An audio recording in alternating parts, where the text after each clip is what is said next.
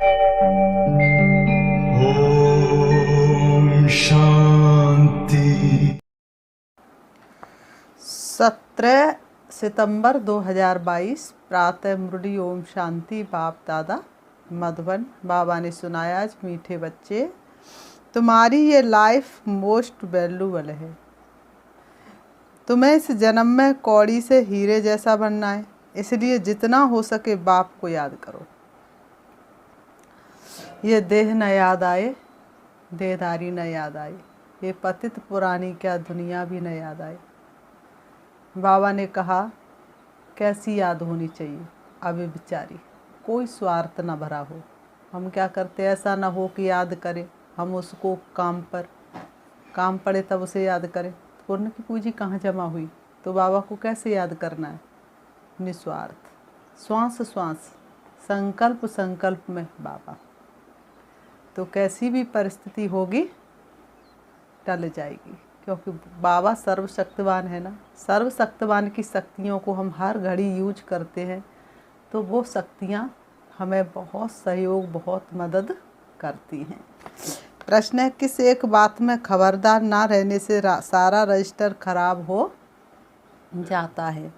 उत्तर, अगर किसी को भी दुख दिया तो दुख देने से रजिस्टर खराब हो जाता है।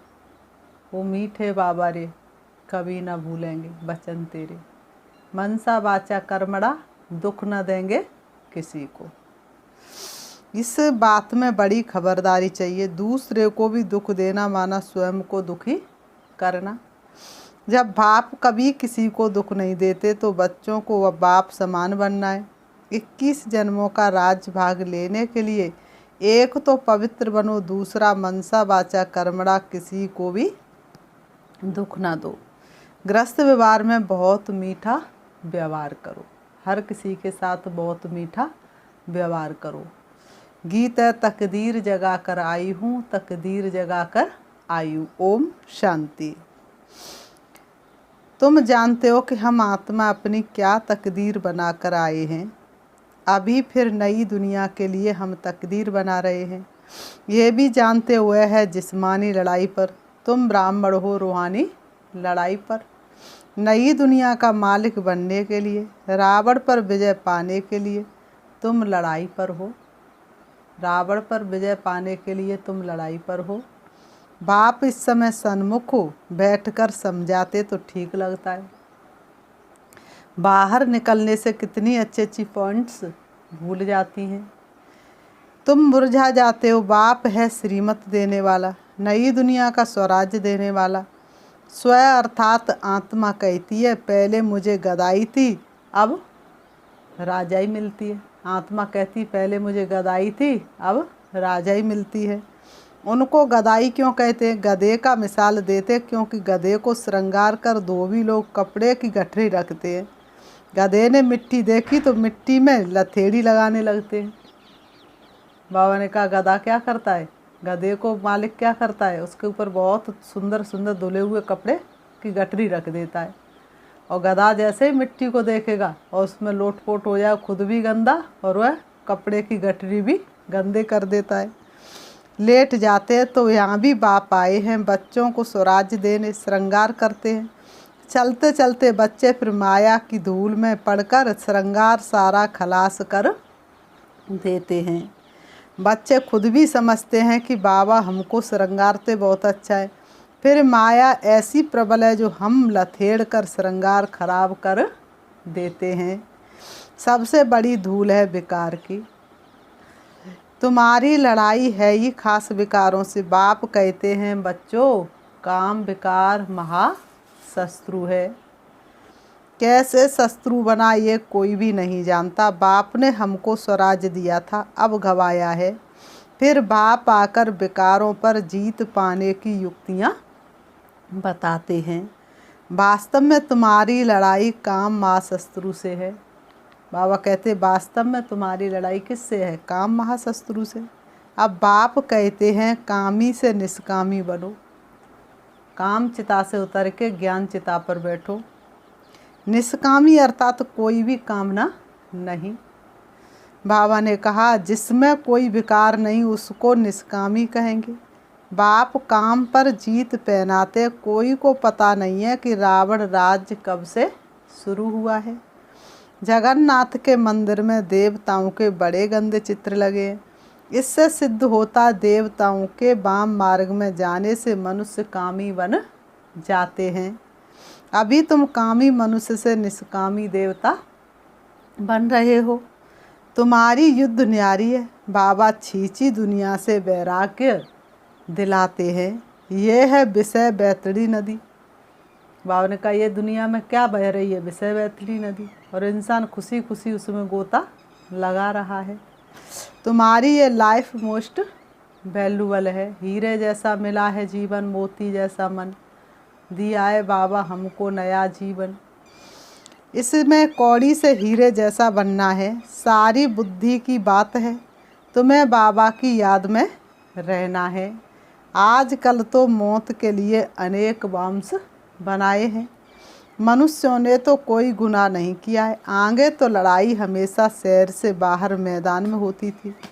बाबा ने कहा फिर विजय, आगे तो लड़ाई कहाँ होती थी, शहर से बाहर मैदान में। फिर विजय पाकर शहर के अंदर आते थे। आजकल तो जहाँ देखो वहाँ बॉम्ब्स ठोक देते हैं।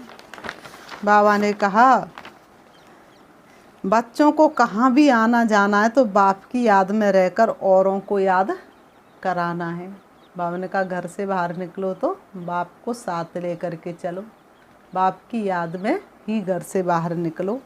तुम्हारी तो ब्रांचेज खुलती ही रहेंगी। दान क्या करना चाहिए सो भी तुम बच्चे ही समझते हो।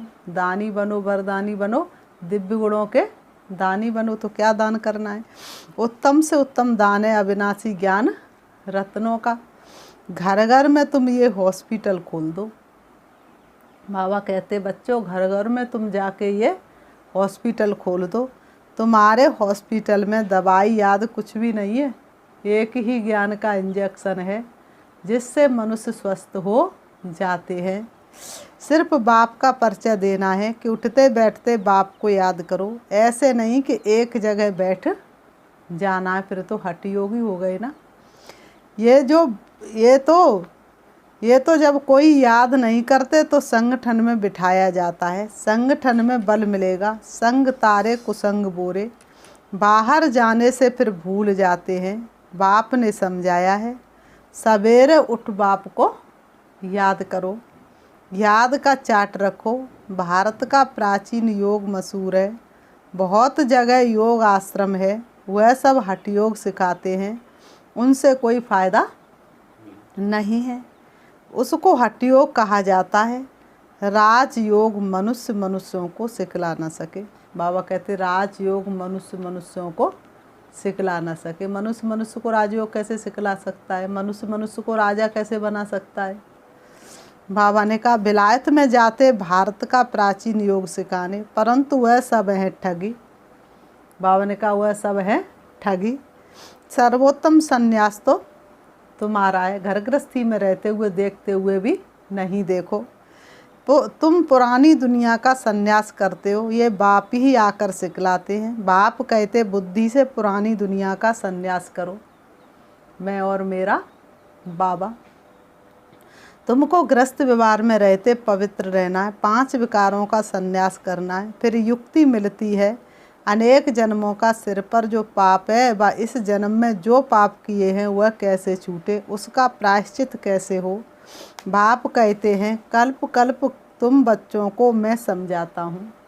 शिव बाबा कहते बच्चों कल्प कल्प मैं तुम बच्चों को आकर के समझाता हूँ। बाप को याद करना है और चक्र भी घुमाना है। शिव बाबा को भी याद करना है और चक्र भी घुमाना है। तुम्हारा सुदर्शन चक्र फिरता रहता है।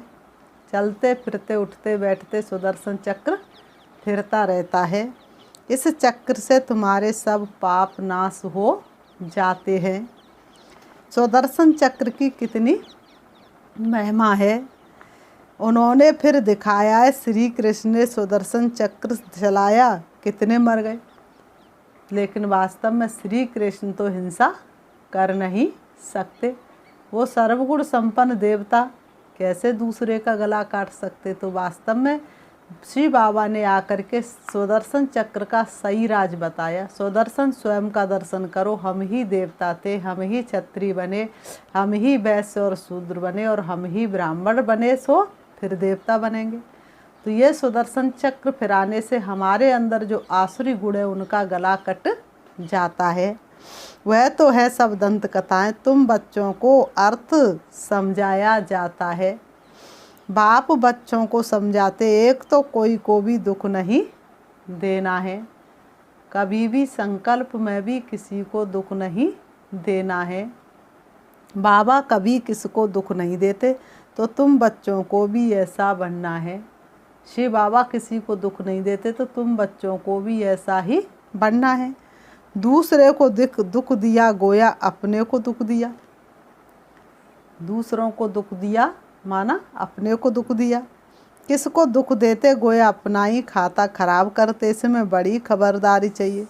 ऐसा कोई पाप कर्म नहीं करना जिससे रजिस्टर खराब हो जाए। बच्चे लिखते हैं कि बाबा आज हमसे ये भूल हो गई, उस पर क्रोध किया, आज मैं गिर गया, बाबा हमारा इसमें मोह है। बहुत रिपोर्ट आती हैं। फिर उनको समझाया जाता है, तुम्हारा अंजाम वायदा है कि आप जब आएंगे तो मैं आपके साथ ही बुद्धि योग रखूँगा, नष्टो मोहा बनूँगा। सन्यासी तो छोड़कर चले जाते हैं, प्राप्ति तो कुछ भी नहीं। घर बार छोड़ के चले गए, प्राप्ति तो कुछ भी नहीं।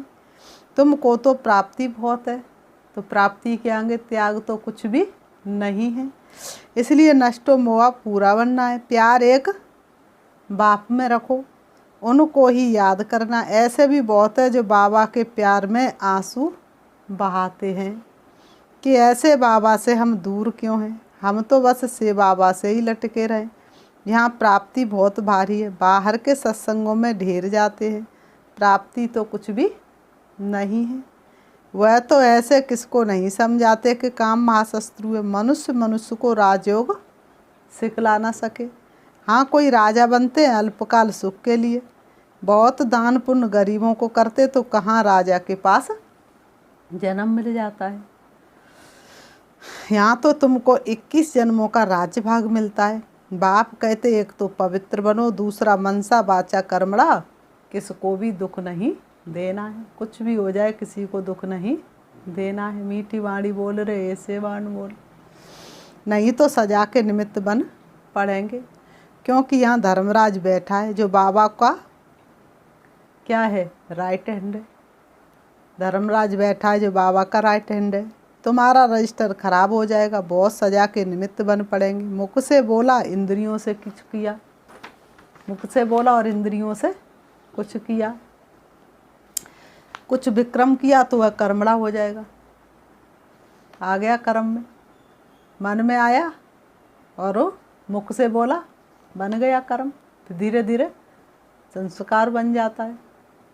कोई किसी का धन हड़पने लग जाए तो उसका वही संस्कार, कोई किसी को गाली देने लग जाए वही संस्कार। धीरे धीरे संस्कार पक्का पड़ जाता। फिर उसे लगता ही नहीं है कि मैं ये गलत कर रहा हूँ, उसे ये लगता ही नहीं है कि ये पाप कर्म है। कभी उसे अनुभव ही नहीं होगा कि मैंने पाप कर्म किया है, लेकिन उसकी सज़ा तो कायम है ना। बाबा ने कहा, बाप समझाते हैं कि कर्मणा में नहीं आओ, तूफान बुलाए, परंतु तुमको बहुत मीठा बनना है। क्रोधी से क्रोध नहीं करना चाहिए। सामने वाला तो क्रोधी है ही, तुम क्यों क्रोध कर रहे हो। मुस्कराना होता है। क्रोध में मनुष्य गाली देते हैं, समझते हैं इनमें क्रोध का भूत आया हुआ है। ज्ञान से समझाना होता है। ग्रस्त व्यवहार में तुम्हारा व्यवहार बहुत मीठा होना चाहिए। बहुतों के लिए कहते भी हैं कि आगे तो इनमें बहुत क्रोध था, अभी बहुत मीठा बन गया है। महिमा करते हैं, कोई तो पवित्रता पर बिगड़ते हैं कि बेकार बिगड़ सृष्टि कैसे चलेगी। अरे सन्यासी विकार में नहीं जाते, फिर उनके लिए तो कुछ कहो। ब्रह्मा कुमारियों के लिए तो तुम कहने लग जाते, भगवान पढ़ाने आए उनको पता ही नहीं। सन्यासियों के लिए कभी कहा, उनके तो पैर और पड़ते हैं। पवित्र बनना तो अच्छा है ना, पवित्रता तो बहुत बड़ी पूंजी है ना। यहाँ तो घर बार भी नहीं छुड़ाया जाता, बहुत मीठा बनना है सबसे। एक बाप को याद करना है, वह है रचयिता, हम है रचना। वर्षा बाप से मिलता है, भाई भाई से वर्षा मिल ना सके। गाते भी हम सब भाई भाई हैं, तो ज़रूर बाप भी होगा ना। भाई भाई हैं तो बाप भी होगा ना। ब्रदर्स बाप बिगर होते हैं क्या? अभी देखो तुम कैसे भाई बहन बनते हो। वर्षा दादे से मिलता है, मुख वंशावली ठहरे, गाया भी जाता है प्रजापिता। इतनी सारी प्रजाएं तो जरूर एडॉप्टेड होगा। बाबा ने कहा इतनी बड़ी प्रजा तो जरूर गोद लिया होगा। जन्म तो कोई इतने बच्चों को दे नहीं सकता। कुक वंशावली हो ना सके। तुम ब्राह्मण फिर देवता बनते हो, ये बाजोली तुम खेलते हो, ये चक्र फिरता ही रहता है, रुकता नहीं। इनको नई रचना कहा जाता। तुम बच्चों की तकदीर अब अच्छी बन रही है, तुम बच्चों की तकदीर अब अच्छी बन रही है। नर से नारायण बनने आए हो, ये है लक्ष्य। लक्ष्मी नारायण बन रहे हो, चित्र सामने है। बाबा कहते लक्ष्मी नारायण बन रहे हो, चित्र सामने है। फिर ये क्यों कहते हैं कि साक्षात्कार हो तब हम माने? अरे तुम्हारा बाप मर जाए तो चित्र तो देखेंगे ना। फिर ये थोड़ी ना कहेंगे बाप का साक्षात्कार हो तब हम माने। ऐसे थोड़ी ही कहेंगे कि वह बाप जिंदा हो जाए, बाप का दीदार हो तब माने। बाप को देखना है तो नौदा भक्ति करो, तो बाबा वह साक्षात्कार करा देंगे। और साक्षात्कार हो भी जाएगा तो क्या मिला? पाप तो खत्म हुए नहीं, परंतु साक्षात्कार से होगा क्या? यहाँ तो तुमको साक्षात्कार होता है, तुम सो देवी देवता राजकुमार राजकुमारी बनेंगे। कितनी सुंदर दुनिया का निर्माण करने के लिए बाप आया है, और हम उस दुनिया के मालिक बनेंगे। तो ये समझने की बातें हैं। तुमको इस धुन में ही रहना है। तुम तो जानते हो कि अभी राजधानी स्थापन हुई नहीं है, तुमको तो इसी धुन में रहना है। अभी पहुँचे कि पहुँचे सोने की दुनिया में, सोने का सिंहासन, हीरे जवाहरातों से जड़े हुए महल, एक राज्य, एक धर्म, एक भाषा, एक कुल, एक मर्यादा। कितनी सुंदर दुनिया होगी। तो बाबा ने कहा अभी लड़ाई लग ही नहीं सकती, कर्मातीत अवस्था अर्जुन कहाँ हुई है। अभी तुम देखेंगे कि गली गली में ये रूहानी हॉस्पिटल, कॉलेज खुलते जाएंगे, बाबा बुद्धि का ताला खोलते जाएंगे, ब्राह्मणों की वृद्धि होती जाएगी। ब्राह्मणों को ही फिर देवता बनना है, तुम्हारे में भी ताकत आती जाएगी। अभी भाषण से 1-2 निकलते हैं, फिर 50-100 निकलेंगे। अब ये शुरू की बात है। जब साकार बाबा थे तब 1-2 निकलते थे, अब तो कितने निकलते हैं। पुरुषार्थ करने लग पड़ेंगे। होना तो है ना, ग्रस्त व्यवहार में भी रहना, छोड़ना नहीं है। कोई निकाल भी देते हैं, कोई घर में से निकाल भी देते हैं, परंतु इसमें नष्टोमुआ अच्छा होना चाहिए। इसलिए बाप सरल भी बड़ी खबरदारी से देते हैं। हर किसी को नहीं रख सकते, नहीं तो फिर यहाँ आकर तंग करते हैं। बच्चों को तो बहुत मीठा बनना है, तुम्हारा ज्ञान है ही गुप्त। कान में मंत्र देते हैं ना, तुम भी किसको कहते हो, शिव बाबा को याद करो। आगे चल सिर्फ कहने से ही बुद्धि ठका हो जाएगा। अब देखो जो भी सेंटर पर आता तो क्या कहते हैं, मेडिटेशन सीखना है, मेडिटेशन सीखना है। हर आत्मा की शक्ति पूरी तरह से ख़त्म होने के कारण हर किसी को शक्ति चाहिए। कोर्स करने के लिए भले ही तैयार नहीं होंगे, लेकिन मेडिटेशन करने के लिए ज़रूर तैयार हो जाते हैं। तो बाबा ने कहा और झट पुरुषार्थ करने लग पड़ेंगे, धीरे धीरे झाड़ बढ़ेगा। बच्चों को बहुत पुरुषार्थ करना है, अंधों की लाठी बनना है। नंबरवार बनते हैं ना, सब एक समान तो नहीं होते। हाँ, सतयुग में सब पवित्र हो जाएंगे, वहाँ दुख का नाम नहीं होता। दीपमाला होती है सतयुग में, दशहरा है संगम युग पर, वहाँ तो सदैव दिवाली है। ऐसी लाइट होती, लाइट दिखाई देगी लेकिन और कुछ नहीं दिखाई देगा। कहाँ से जल रही है, कौन सी लाइट है, कैसी लाइट है, कितनी सुंदर दुनिया होगी। दीपावली, दिवाली का अर्थ है सब आत्माओं की ज्योति जग जाती है। ऐसे नहीं कि सतयुग में कोई दीपावली मनाते हैं, दीवे आदि जगाते हैं, नहीं, वहाँ तो खुशियाँ मनाते जब कारोनेशन होता है। ये ज्ञान की बातें हैं। हर एक की आत्मा साफ शुद्ध होती है, वहाँ सब पवित्र ही होते हैं। सतयुग में सब पवित्र ही होते हैं। तुमको रोशनी मिली है, जैसे बाबा को नॉलेज है वैसे ही तुमको, बाबा ने कहा रोशनी मिली है, जैसे बाबा को नॉलेज है वैसे तुम बच्चों को भी है। बाकी तो वहाँ सब पवित्र ही होते हैं, सतयुग में कोई अपवित्र होता ही नहीं। तो खुशियाँ ही खुशियाँ हैं, पवित्रता है तो सुख शांति है। तो बाप समझाते बच्चों को कभी डरना नहीं है, तुम्हारी लड़ाई बिल्कुल ही अलग है। तुम्हारी लड़ाई है ही पुराने दुश्मन रावण से। तुम माया पर जीत पाकर जगत जीत बनते हो। बाबा कहते तुम माया पर जीत पाकर जगत जीत बनते हो। बाप तुमको विश्व का मालिक बना रहे हैं। बाहुबल से कोई विश्व का मालिक बन ना सके। अभी टाइम बाकी थोड़ा है। बाबा कहते हैं अभी टाइम बाकी बहुत थोड़ा है, विनाश सामने खड़ा है। तो कल्प पहले वहाँ पे हम राजयोग सीख रहे हैं, गुप्त। कितनी गुप्त पढ़ाई है, इसको कोई नहीं जानते। कितनी गुप्त पढ़ाई है, इसको कोई नहीं जानते। जिन्होंने कल्प पहले राज्य भाग लिया है वही अब लेंगे। जिन्होंने कल्प पहले राज्य भाग लिया वही लेंगे, और कोई ले नहीं सकते। उन्हों का ही पुरुषार्थ चलेगा। जितना जितना रावण पर जीत पाते जाएंगे उतनी याद से शक्ति मिलती जाएगी। बच्चों को टाइम वेस्ट नहीं करना है। कल कल करती पल पल बहती समय की नदियाँ गाए। तो बच्चों को टाइम व्यर्थ नहीं गंवाना है। बाबा कहते बच्चे सर्विस करते करते थक मत जाना। कोर्टों में कोई ही निकलते हैं, फिर भी माया का थप्पड़ लगने से फेल हो जाते हैं। माया भी सर्वशक्तिवान है तो बाबा भी सर्वशक्तिवान है।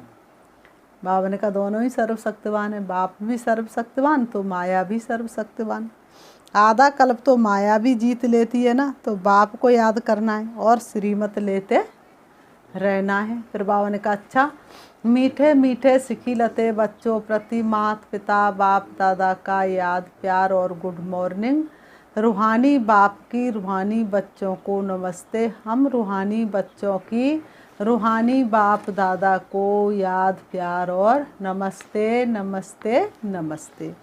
धारणा के लिए मुख्य सार नंबर 1, सच्चा प्यार एक बाप से रखना है, बाकी सबसे नष्टो मोहा बनना है। सच्चा नाता परम पिता का और जग के नाते झूठे।